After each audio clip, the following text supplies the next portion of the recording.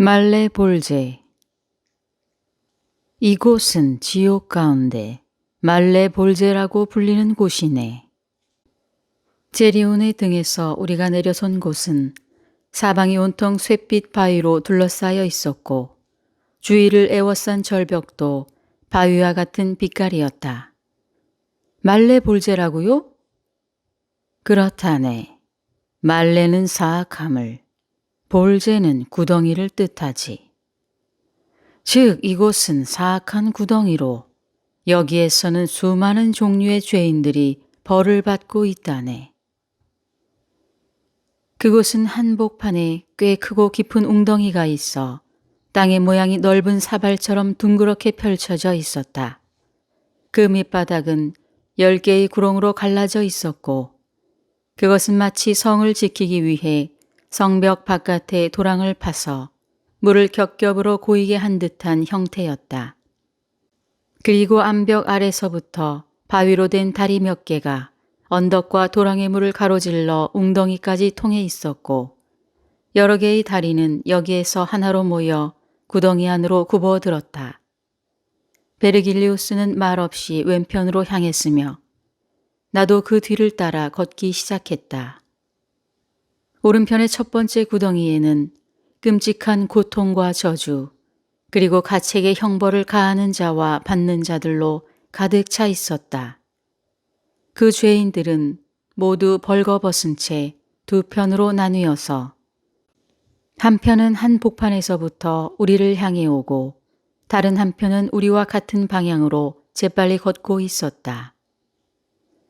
로마인들이 1300년이 되는 성년의 해를 맞이하여 군중이 한꺼번에 몰리게 되자 두 편으로 갈라 한쪽 군중은 성 베드로 성당으로 가게 하고 다른 쪽 군중은 몬테지오르다노 산으로 가게 했던 때가 생각나는군요.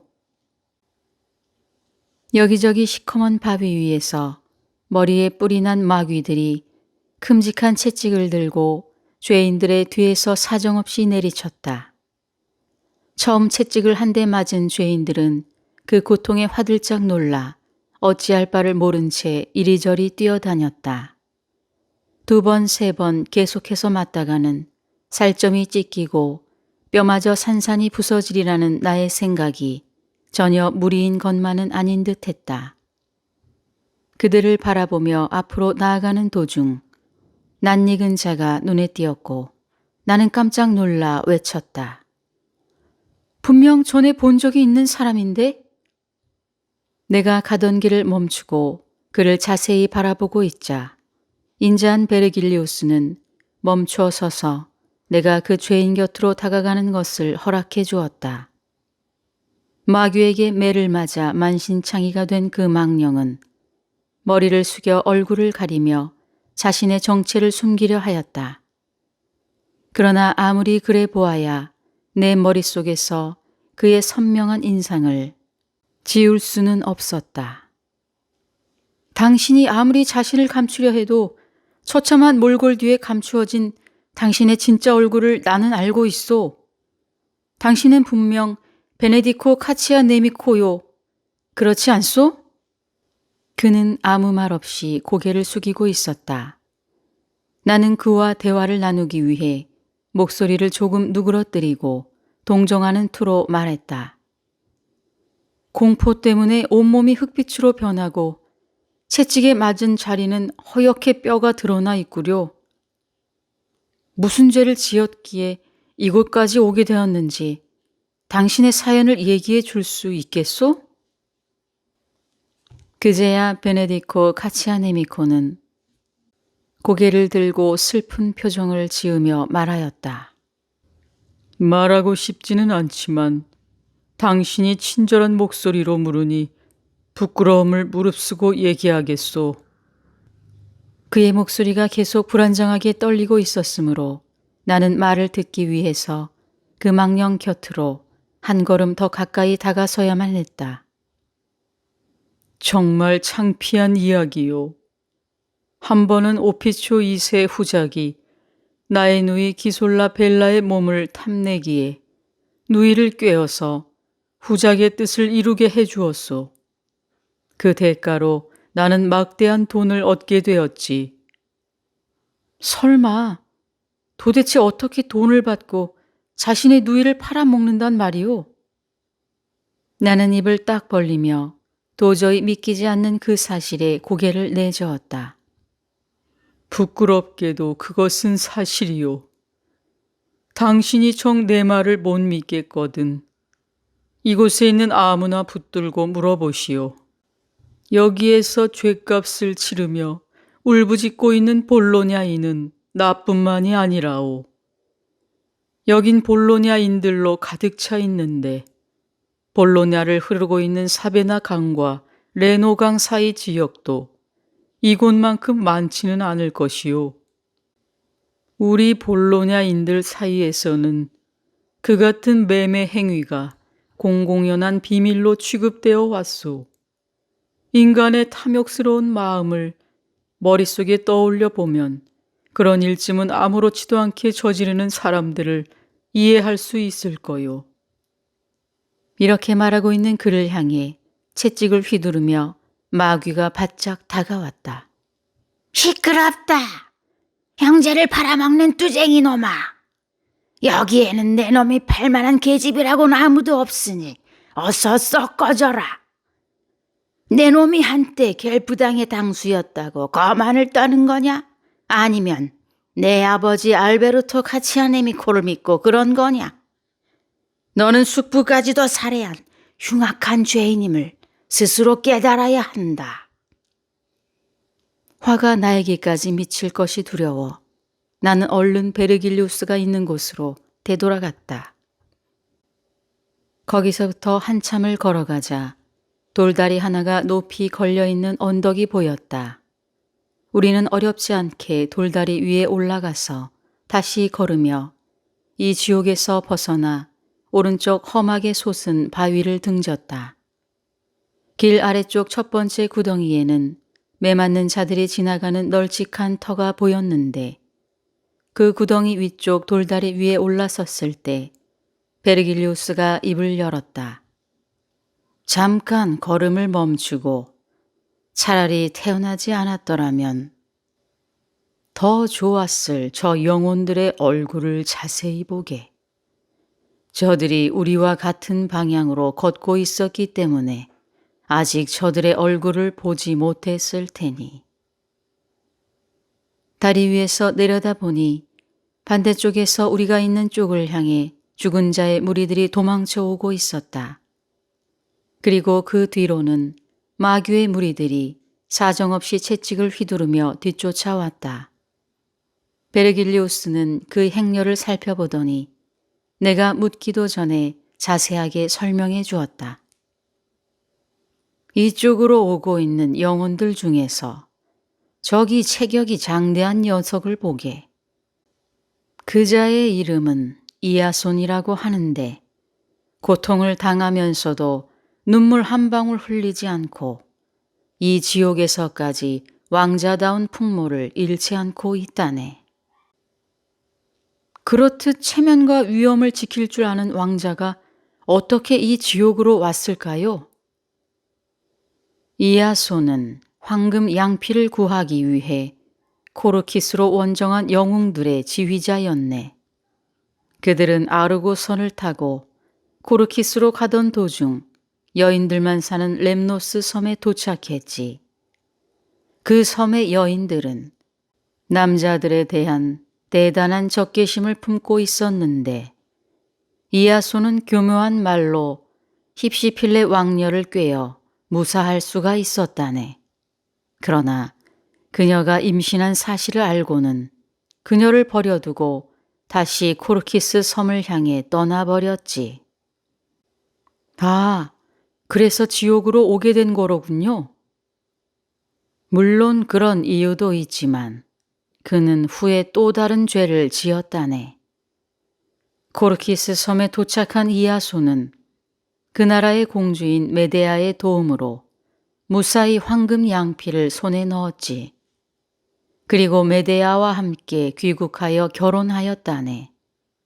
두 사람 사이에서 아들 둘이 있었지만 얼마 후 권태를 느낀 이아손은 다시 크레온 왕의 딸 크레우사를 아내로 맞았지. 이에 분노한 메데아는 그만 자신의 두 아들과 크레우사를 독살하고 말았다네. 이아손은 자신의 죄로 인하여 다른 사람에게 또 다른 죄를 짓게 만들었군요. 이처럼 여자들을 꿰어 몸을 빼앗은 다음 내팽개친 영혼들은 첫 번째 구덩이에서 벌을 받고 있다네. 세상에는 이아손 같은 호색하니 수없이 많다는 사실을 자네 눈으로 똑똑히 보아두게. 나는 구덩이 속에 셀 수 없을 정도의 어마어마한 사람들을 보고 남자로서 부끄러움을 느꼈다. 우리는 말없이 계속 걸어 두 번째 다리에 다다랐다. 아래쪽으로 보이는 두 번째 구덩이에서는 영혼들의 울부짖는 소리와 함께 손바닥으로 몸을 사정없이 후려 갈기는 듯 철썩거리는 소리가 들려왔다. 그리고 암벽 아래서부터 올라오는 후끈한 입김으로 사방에는 곰팡이가 더덕더덕 눌러붙어 있었고 역겨운 냄새가 눈과 코를 찔러댔다.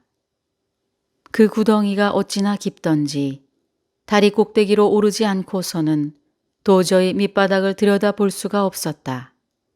그래서 그곳까지 올라가 바닥에 납작 엎드려 밑을 들여다보았다.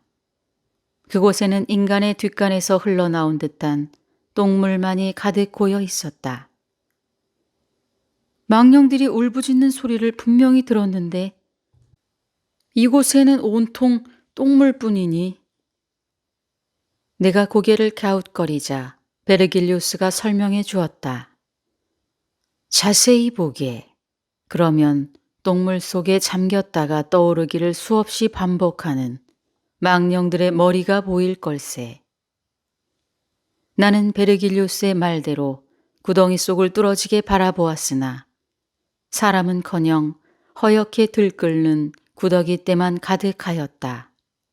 그 모습이 어찌나 역겨운지 울렁거리는 속을 누르지 못하고 그만 구역질을 하고 말았다. 그러자 안쓰러운 눈길로 바라보던 베르길리우스가 다시 말하였다. 구더기 떼가 겹겹으로 쌓인 이유는 그 밑에 죄인들이 빽빽이 들어차 있기 때문이라네. 그들은 똥물 속에 처박혀 있다가 숨을 쉬기 위해 10년에 한 번씩 똥물 위로 떠오르지. 그러나 이곳에 있는 죄인들의 수가 워낙 많아 수시로 죄인들이 떠오른다네. 자, 잠시 후에 내가 손가락으로 누군가를 가리키면 유심히 살펴보도록 하게. 나는 눈을 비비고 베르길리우스의 손끝만 바라보았다. 그리고 그가 손짓했을 때 얼른 그곳으로 시선을 옮겼다. 순간 그 속에서 일반인인지 성직자인지 분간할 수 없는 망령 하나와 눈이 마주쳤다. 그는 나에게 큰 소리로 외쳐댔다. 너는 왜 나만 그렇게 유심히 살펴보느냐? 이곳에는 나 말고도 더러운 놈들이 얼마든지 있다. 나는 곧 그가 누구인지를 기억해냈다. 내 기억이 틀림없다면 내가 똥물 속에 잠기기 전에 본 적이 있다. 너는 이탈리아의 귀족 알레시오 인테르미네가 아니냐? 그러자 그는 자기의 머리통을 쥐어박으면서 말했다. 내가 이렇듯 지옥의 밑바닥으로 떨어진 이유는 실증도 내지 않고 혓바닥을 놀려 아첨을 했기 때문이지. 그때 베르길리우스가 말했다. 단테, 눈을 들어 좀 더 앞쪽을 보도록 하게. 머리를 풀어헤친 더러운 계집의 얼굴이 똑똑히 보일 걸세. 그 계집은 거기서 몸을 웅크렸다 폈다 하면서 똥 묻은 손톱으로 제 몸을 핥히고 있지. 그 여자의 눈은 움푹 패여 검은 그림자가 드리워져 있었다. 긴 머리카락 곳곳에는 구더기들이 다닥다닥 붙어 꿈틀거리고 있었지만 살아있을 때는 분명 아름다웠을 거라는 사실을 한눈에도 짐작할 수 있었다. 저 여인도 아첨꾼이었나요? 나의 물음에 베르길리우스는 고개를 내저었다. 아니, 저 계집은 바로 창녀 타이데라네. 단골 손님이 내가 정말 내 마음에 드느냐 하고 물으면 타이데는 물론이죠. 마음에 들 뿐이겠어요? 하면서 여러 남자들의 품에 안겼지. 그녀 앞에서의 남자들은 단지 욕구를 충족시키기 위한 도구에 지나지 않았고 한편으론 두둑한 금화 주머니인 셈이었다네. 나는 혀를 차면서 타이데의 비참한 모습을 지켜보았다. 이제 충분히 보았을 테니 어서 길을 떠나도록 하세. 베르길리우스는 내 팔을 잡고 이끌었다.